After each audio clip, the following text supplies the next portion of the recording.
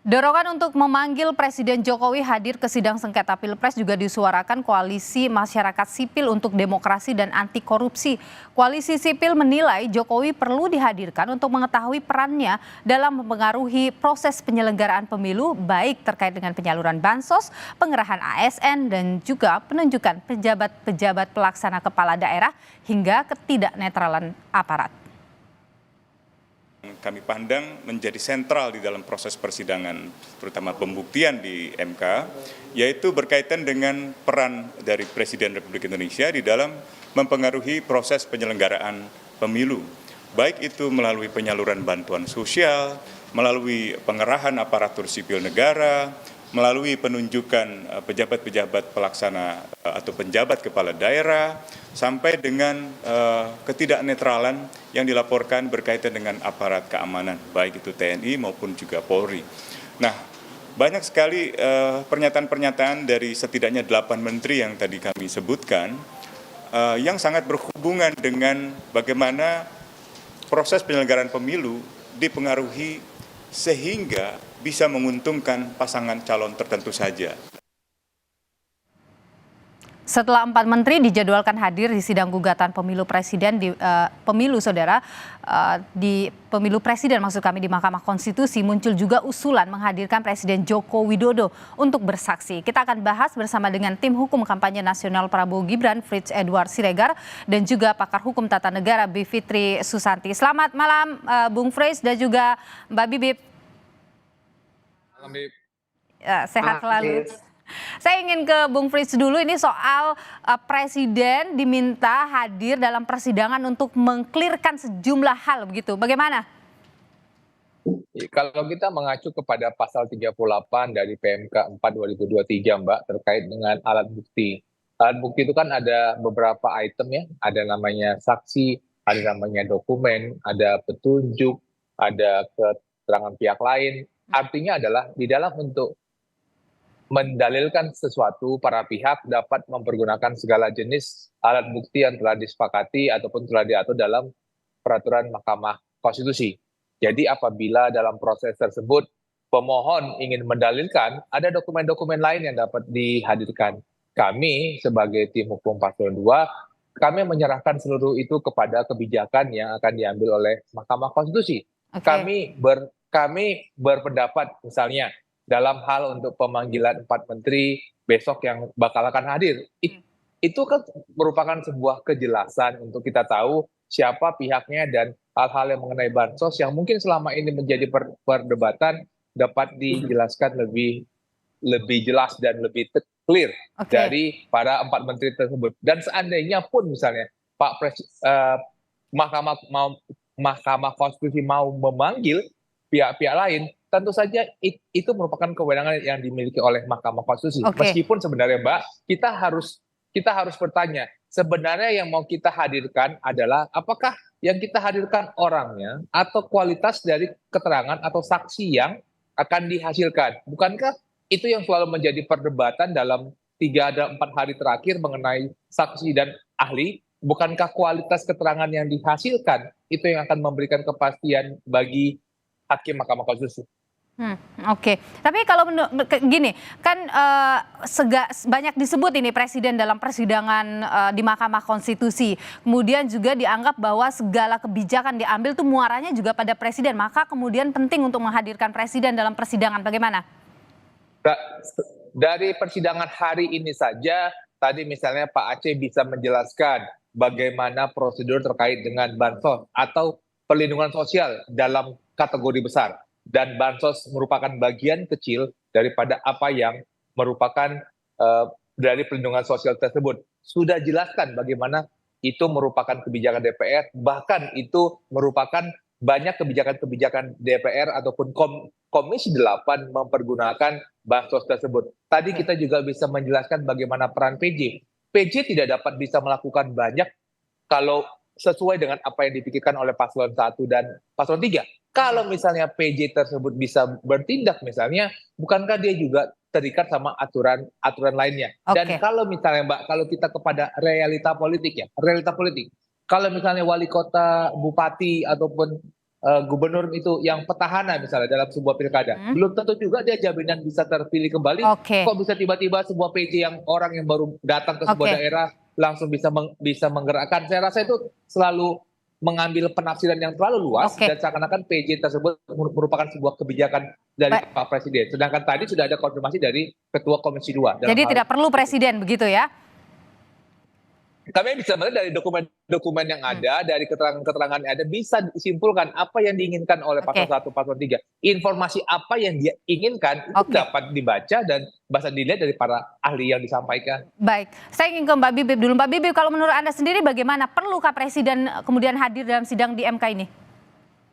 Kalau menurut saya perlu ya, karena ujung dari semua persoalan yang didalilkan oleh pemohon, dua-duanya, sebenarnya adalah kewenangan dari Presiden Jokowi. Dan kita tahu persis, kalau tadi Mbak Niluh juga menyebutkan berkali-kali diucapkan, terus tadi Pak Hotman juga bilang kok seakan-akan yang disidang Pak Jokowi. Ya jelas begitu, karena seluruh Indonesia tahu dari awal bahwa orang yang bernama Gibran Rakabuming Raka adalah putra dari Presiden Jokowi. Oke. Dan justru dalilnya adalah bukan hanya bansos, tapi semua dalil lainnya yang kalau kita baca runut di permohonan, saya sebut nama paslonnya saja ya, bukan nama perkara, paslon 01 dan 03, itu dua-duanya memang mengarah pada bagaimana adanya penyalahgunaan kekuasaan presiden untuk kepentingan salah satu paslon. Dalilnya begitu, sehingga perlu juga dihadirkan orang yang memang diduga menggunakan wewenangnya untuk memuluskan suatu relasi nepotisme ini yang ujungnya memang ada di orang itu.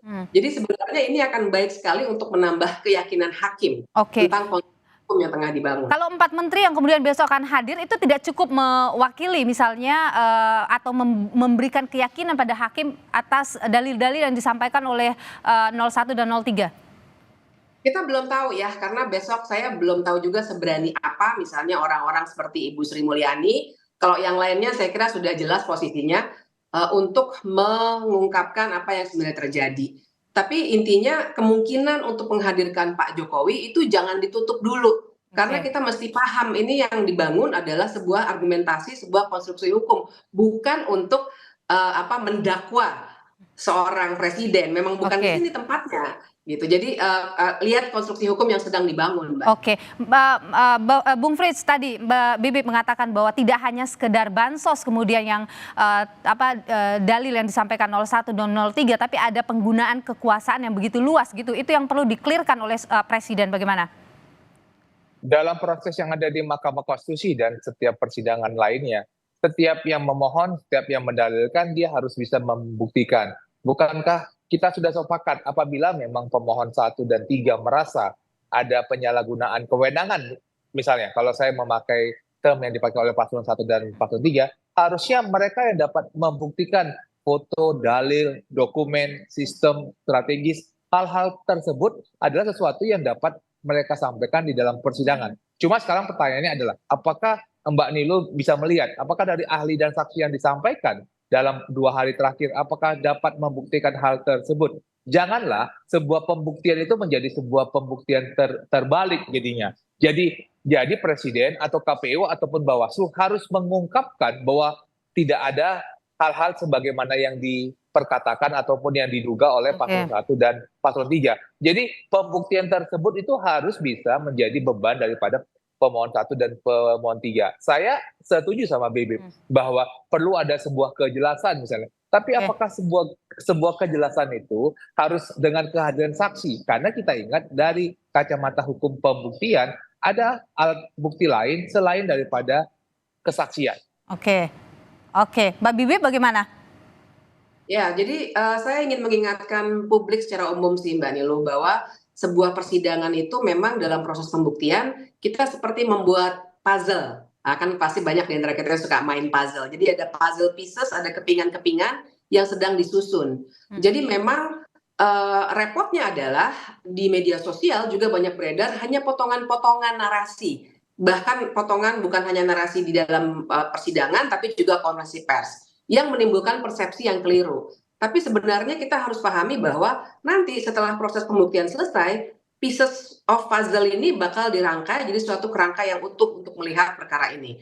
Nah, di mana letak keterangan presiden bisa menguntungkan untuk memberikan satu bagian yang lebih spesifik dalam puzzle itu untuk memperjelas apakah benar, karena kuncinya memang ada di presiden. Karena Oke. yang jadi soal dari semua ini adalah relasi nepotisme dari seorang presiden dengan salah satu paslon. Oke, tapi kalau menurut Anda besarkah peluangnya kalau MK kemarin kemudian akhirnya menghadirkan 4 menteri, apakah besar peluangnya mungkin presiden bisa dihadirkan dalam sidang, Mbak Bibip? Ya kalau di titik ini saya kira pertimbangan kita mesti melihat dulu. Saya kira hakim juga akan menimbang setelah 4 menteri besok akan memberikan keterangannya, baru mereka mungkin akan memutuskan perlu atau tidak. Tapi intinya jangan ditutup dulu kemungkinan ini, karena kita harus fokus pada persoalan nepotismenya itu yang ingin diangkat. Oke, tapi kalau misalnya di presiden, kalau di menteri kan hakim sudah memberikan penyampaian ya di awal bahwa tidak ada pertanyaan dari pihak manapun, hanya dari hakim saja. Kalau misalnya presiden nanti, kalau memang ingin mengklirkan, apakah perlu ada tanya jawab seperti itu kira-kira, Mbak Bibip? Aturan mainnya memang kalau hakim yang memanggil, mahkamah yang memanggil, maka hanya hakim yang bisa bertanya. Tapi nanti kita lihat saja perkembangannya, karena seluruh kewenangan mengenai pengelolaan ruang sidang ada di tangan hakim. Oke, baik.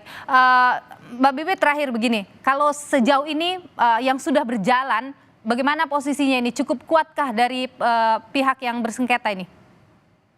Iya, saya kira sampai dengan hari ini kalau dilihat dari semua saksi dan ahli yang sudah dihadirkan, sebenarnya gelagatnya ataupun konstruksi hukum yang dibangun cukup kuat dari pemohon atau paslon 01 maupun 03. Tapi besoklah ini yang akan menentukan sebenarnya sejauh mana hakim bisa menggali dari 4 menteri. Tapi fakta bahwa hakim sudah mau mengundang 4 menteri itu juga suatu sejarah penting, dan saya kira sebabnya adalah karena hakim mulai teryakinkan dengan konstruksi hukum yang tengah dibangun. Baik, kalau Bung Frits bagaimana keyakinan Anda soal muara dari sengketa Pilpres yang berlangsung di Mahkamah Konstitusi ini? Mbak Nilo, bukankah kita semua sama-sama percaya bahwa Mahkamah Konstitusi akan mengeluarkan sebuah keputusan yang terbaik? Dan kepercayaan tersebut sama-sama kita lakukan sebagai paslon 1, 2, dan 3. Dan kami tentu juga percaya bahwa Mahkamah akan memilih dan melakukan apa yang dianggap Mahkamah penting dalam rangka untuk menghasilkan sebuah putusan yang terbaik. Jadi kami percaya kepada proses yang akan diambil oleh Mahkamah. Oke, terima kasih Bung Frits dan juga Mbak Bibip sudah berbagi pandangan di Sapa Indonesia Malam. Sehat selalu. Ya Bib, sampai ketemu.